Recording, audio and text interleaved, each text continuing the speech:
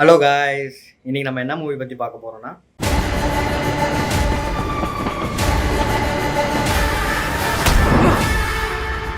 சேனலை சப்ஸ்கிரைப் பண்ணாதவங்க சப்ஸ்கிரைப் பண்ணிக்கோங்க. மறக்காம பெல் ஐக்கானையும் பிரஸ் பண்ணிக்கோங்க.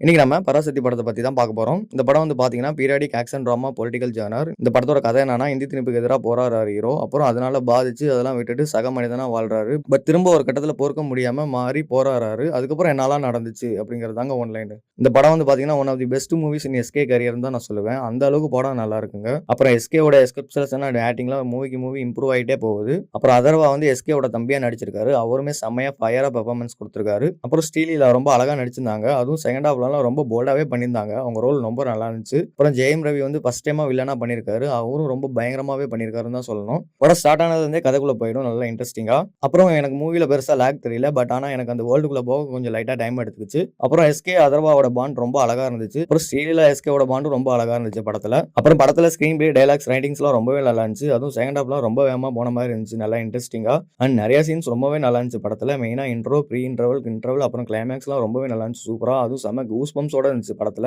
அப்புறம் ராணா தகுபதி, பேசில் ஜோசப்போட சீன்ஸ்லாம் ரொம்பவே நல்லா இருந்துச்சு கூஸ் பம்ப்ஸா. அப்புறம் படத்துக்கு இன்னொரு மெயின் பிளஸ் ஜிவி பிரகாஷ் தான். அவரோட சாங்ஸ் அண்ட் பிஜி ஸ்கோர்ஸ்லாம் ரொம்பவே நல்லா இருந்துச்சு படத்துல. அப்புறம் ஆர்ட் டிபார்ட்மெண்ட்டுக்கு இன்னொரு பெரிய பிளஸ் தான் நான் சொல்லணும். அவங்க ரொம்ப அழகா காட்டியிருந்தாங்க. And costumes also and DI camera works, editing எல்லாமே நல்லா இருந்துச்சு படத்துல. அதுவும் நிறைய ஃப்ரேம்ஸ்லாம் சூப்பராகவே இருந்துச்சு படத்துல. அண்ட் சுதா கங்கராவ் பாராட்டி ஆகணுங்க. செம்மையா எடுத்திருக்காங்க. நல்லா ரிசர்ச் பண்ணி அவங்களோட ஒர்க் ரொம்ப நல்லா இருந்துச்சு. நல்லா டீடைல்டா காட்டியிருந்தாங்க. அண்ட் ஓவராலா பாத்தீங்கன்னா இது ஒரு தரமான படம். மிஸ் பண்ணாம பாருங்க, கண்டிப்பா பிடிக்கும். Thank you guys, see you on the next video.